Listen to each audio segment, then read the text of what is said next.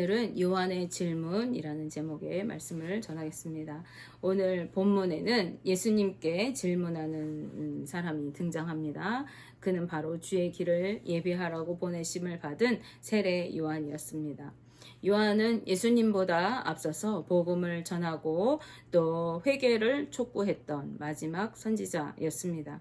또한 그는 예수님께 세례를 베풀고 그분을 메시아로 소개했던 인물이었습니다. 예수님께서도 이 요한을 향하여서 여자가 낳은 자 중에 세례 요한보다 더 큰 자가 없다 이렇게 칭찬하실 만큼 그는 훌륭한 인물이었어요. 그런데 요한이 예수님께로 자신이 데리고 있던 제자들 중에 몇을 보내서 이렇게 질문하는 것입니다. 마태복음 11장 2절 말씀에 예수께 여짜오되 오실 그이가 당신이 오니까 우리가 다른 일을 기다리오리까. 네, 당신이 우리가 애타게 기다리고 있는 그 메시아가 맞습니까? 아니면 우리가 아직도 계속해서 더 기다려야 하는 것입니까? 이렇게 묻는 것입니다. 이것은 그가 예수님께서 메시아 되신다는 것을 의심하고 있었다는 것을 의미합니다. 그는 당시 헤롯 왕이 동생의 아내를 취해서 자기 아내 삼았던 일을 지적한 것 때문에 헤롯 왕에게 붙들려서 이제 옥에 갇혀 있는 상태였어요. 그러나 이 요한은 제자들을 통해서 예수님에 관한 소식을 계속해서 주의 깊게 듣고 있었던 것으로 보여집니다. 그런데 아무리 생각해도 예수님께서 하시는 일들이 자신이 생각하는 것과 거리가 멀었던 것 같아요. 그래서 메시아가 왜 저렇게 행동하지? 왜 이렇게 하지 않지? 이러한 의구심이 들었던 것 같습니다. 당시 유대인들 사이에서는요, 누구나 메시아를 간절히 기다리는 메시아 대망 사상이 있었어요. 그들 깊숙이 우리를 구원해줄 메시아가 반드시 오실 것이다. 그분을 기다리는 이 마음이 자리 잡고 있었던 것이죠. 그래서 이 우리의 고통과 어려움에서 우리를 구원해줄 그 구원자가 빨리 오시기를 간절히 기다리고 있었던 것입니다. 그런데 그들이 기다리는 구원자는 심판자의 이미지가 강하게 자리 잡고 있었어요. 온갖 불의와 죄악에 대하여 엄하게 심판하시고 이스라엘 백성들의 대적들에게 보복하실 한 구원자, 또 이스라엘의 옛 영광을 회복시키셔서 위대한 왕국으로 세워주실 왕이신 메시아, 공의와 정의로 세상을 심판하고 선택받은 하나님의 백성인 이스라엘을 새롭게 세워줄 정치적 메시아를 기다리고 있었던 것입니다. 이것은 그들의 잘못된 그러한 해석에서 비롯된 생각이었습니다. 물론 주님은 심판자이기도 하시지만 심판자라는 것이 정치적인 심판자, 세상을 들러엎을 어떠한 위대한 인물을 의미하는 것은 아니기 때문이죠. 우리가 믿음을 지켜나가는데 가장 유해하고 또 무서운 것이 바로 이 잘못된 신념이라고 할 수가 있어요. 성경을 누구보다 많이 읽고 듣고 가르치기까지 했던 바리새인과 서기관들이 구원에 이르지 못하고 예수님께 책망을 받았던 이유, 그들이 예수님을 배반하고 죽음에까지 이르게 했던 이유도 다름 아닌 그들의 잘못된 신념 때문이었습니다. 그들은 성경을 학문과 지식적으로 잘 알고 있었을지는 모르지만은 하나님의 뜻대로 제대로 그 말씀을 알지 못했어요. 오히려 하나님의 뜻보다는 자신들이 세워놓은 전통과 관례의 규례들을 지키는 것에 매여 있었고 자신의 출신 성분에 의지해서 우리는 선민이야, 우리는 선택받은 구원받은 백성이야 라는 자긍심에 빠져 있었습니다. 그렇게 자신들의 생각으로 꽉 차 있었던 이 유대인의 바리새인들과 서기관들은 복음을 받아들이지 않았어요. 그리고 메시아이신 예수님을 알아보지도 못했습니다. 지난 시간에 씨 뿌리는 비유에서도 말씀드렸던 것처럼 내 속에 다른 것들로 가득 차 있을 때 우리의 마음에 말씀이 심기어지고 자라날 수가 없게 되어지는 것이죠. 그러므로 우리는 우리의 생각과 삶의 방식들을 모두 십자가 앞에 내려놓고 말씀대로 순종하여 살아가야 하는 것입니다. 자기를 부인하고 자기 십자가를 지고 예수님을 따라 살아갈 때 말씀대로 순종하며 살아가야 하는 것이죠. 그럴 때 우리의 믿음이 자라가고 성장해서 열매 맺는 삶을 살아갈 수가 있는 것입니다. 오늘 본문에 등장하는 세례 요한 또한 예수님을 세상에 심판할 심판자로 여기고 있었습니다. 누가복음 3장 16절 중반절에서 17절 말씀에 나보다 능력이 많으신 이가 오시나니 나는 그의 신발끈을 풀기도 감당하지 못하겠노라. 그는 성령과 불로 너희에게 세례를 베푸실 것이요 손에 키를 들고 자기의 타작마당을 정하게 하사 알곡은 모아 곳간에 들이고 쭉정이는 꺼지지 않는 불에 태우시리라 라고 말씀합니다. 능력이 많고 성령과 불로 세상을 정하게 심판하실 심판주로 메시아를 소개하고 있습니다. 자기의 타작마당을 정하게 하셔서 알곡과 가라지를 구별하고 쭉정이는 꺼지지 않는 불에 들이고 알곡은 곳간에 들이실 그 심판자로 예수님을 소개하고 있는 거예요. 그래서 그가 오시면 우리 이스라엘 백성들을 모든 죄악과 고통의 그 억압에서 구원하시고 우리를 자유롭고 행복한 나라, 영원한 나라로 다시 일으켜 주실 것이라고 여기고 있었던 거예요. 그런데 아무리 기다려도 예수님께서 세상을 심판하셨다는 소식이 들려오지 않습니다. 나라의 상황은 하나도 나아진 것이 없어요. 심지어 자신은 지금 옥에 갇혀있는 그러한 처지에 놓여있는 상태였습니다. 그러니 도대체 언제나 우리를 구원하실지 여간 답답한 것이 아니었겠지요. 우리는 요한과 같이 자주 이런 실수를 저지릅니다. 뭐냐면요, 내 스스로 답을 정해놓고 기도하고 또 그대로 행하기를 원하면서 도대체 왜 내 기도에 응답해 주시지 않느냐고, 언제 그것을 이루어 주실 것이냐고, 언제까지 내가 기다려야 하느냐고 하나님을 향해서 원망하고 불평하고 의심할 때가 많이 있는 것이죠. 내 기도가 하나님의 뜻에 합당한지는 돌아볼 생각조차도 하지 못합니다. 그저 내가 결정해놓고 나는 여기 가야 됩니다. 하나님 이거 들어주세요. 나는 이거 해야 됩니다. 하나님 들어주세요. 그리고 그게 안 들어질 때는 왜 내 기도 안 들어주시냐, 왜 하나님 응답하지 않느냐 원망하는 것이죠. 이거는 참 안타까운 일이 아닐 수가 없습니다.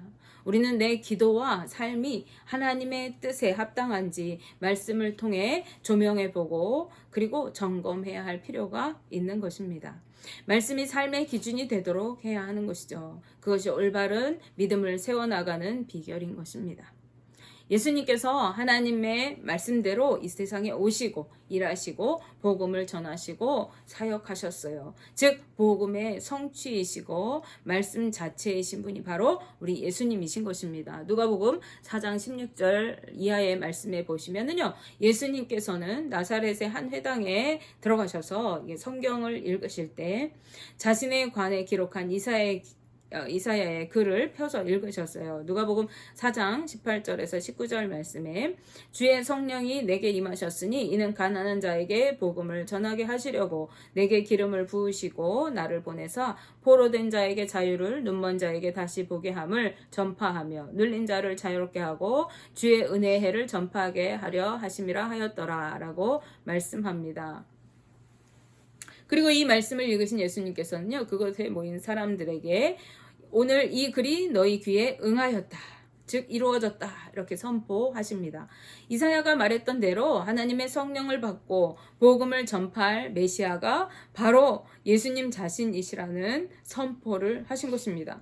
그리고 예수님의 공생애가 시작되었으므로 이 말씀이 그대로 이루어졌고 이루어지고 있으며 이는 말씀의 성취가 이루어진 것임을 말씀하신 것입니다.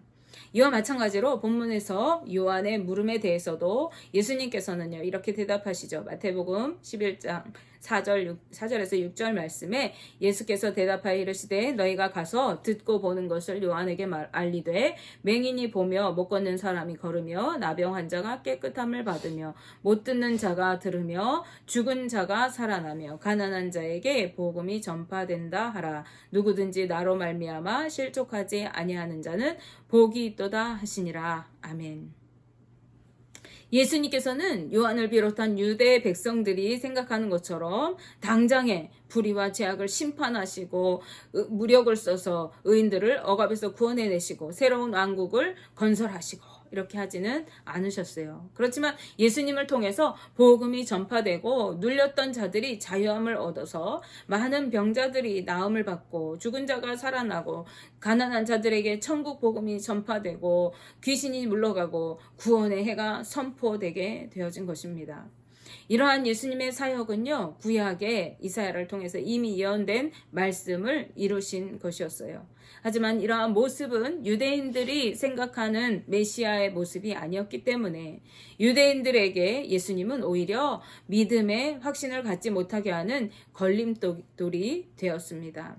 예수님께서는 그런 사람들에게 누구든지 나로 말미암아 실족하지 않는 자는 복이 있다, 이렇게 말씀하셔요. 여기서 예수님께서 말씀하시는 복은 천국의 복, 구원의 복, 영생의 복입니다. 예수님께서 하신 대답은요, 그들이 이제까지 생각해왔던 것들을 잘 살펴보고 성경이 어떻게 성취되어 오고 있는지를 자세히 살펴서 예수님을 바로 알고 믿으라고 말씀하신 권면의 말씀인 것이죠. 우리가 주님의 말씀을 바로 알지 못하면요, 우리는 예수 그리스도를 온전히 믿을 수가 없고 구원에 이르지 못하게 되는 것입니다. 선택받은 민족이었던 이스라엘 백성들과 주의 길을 예비하라고 보냄을 받은 세례 요한조차도 자신의 이해관계와 가치관으로 바라볼 때 메시아이신 예수님을 온전히 믿지 못하고 의심하였고 심지어 대적하고 죽음에 이르게 하였던 것을 성경은 우리에게 보여주고 있습니다. 이는 그들이 성경 지식이 없어서가 아니었어요. 성경 지식의 무지해서가 아니었습니다. 그들은 성경에 능통하고 문자적으로 그것을 잘 알고 있는 자들이었습니다. 심지어 성경을 암송하고 매일같이 읊조리는 자들이었어요. 하지만 성경 말씀을 자신의 가치 기준과 이해관계 속에 가두고 인간의 생각으로 그것을 판단하면서 이해했을 때 그들은 말씀 속에 담긴 하나님의 뜻을, 하나님의 참된 그 의미를 깨닫지 못했을 뿐만 아니라 말씀이 이미 예언해 놓으신 메시아 예수 그리스도를 제대로 알지 못하고 믿지도 못했습니다. 오히려 예수님의 사역과 복음이 그들에게 걸림돌이 되어서 믿고 구원에 이르지 못하게 그들의 길을 가로막는 그러한 형국이 되었습니다. 이와 마찬가지로 우리가 예수님에 관하여 알고 있는 지식과 가치관 역시 그것이 성경에 기초한 영적인 깨달음과 믿음에 근거하지 않고 그저 지식적인 것에 지나지 않는다면, 또 자신의 가치관으로 판단하고 있는 그러한 편협한 것이라고 한다면 그것은 우리가 예수님을 믿고 구원에 이룰 수 있는 일에 아무런 유익을 주지 못하는 것입니다.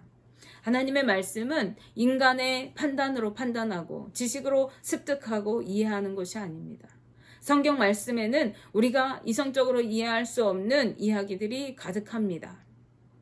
세상이 하나님께서 창조하셨다. 무리를 예수님이 걸으셨다. 풍랑을 잔잔하게 하셨다. 이런 것들은 우리의 이성적으로 이해할 수 없는 초자연적인 것들이죠.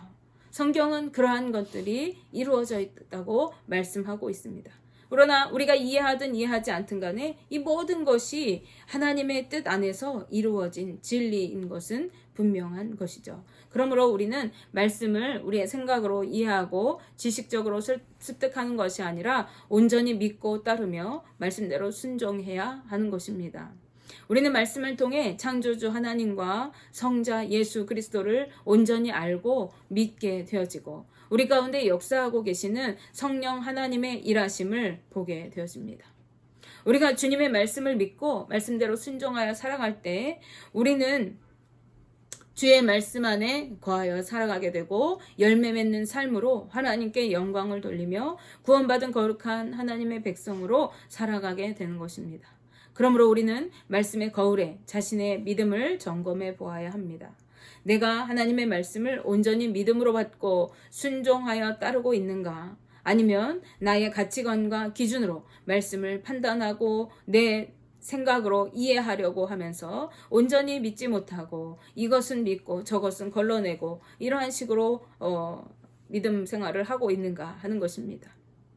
원하기는 우리 모두가 내 생각을 기준 삼는 것이 아니라 하나님의 말씀을 온전히 믿음으로 받고 성령의 조명하심 가운데 말씀 안에서 아버지 하나님과 그의 아들 예수 그리스도를 온전히 알고 믿어서 온전한 구원을 이루며 살아가게 되시기를, 그리하여 거룩한 하나님 나라의 백성들로 영생의 삶을 누리게 되시기를 주님의 이름으로 축복하며 기도합니다. 기도하겠습니다.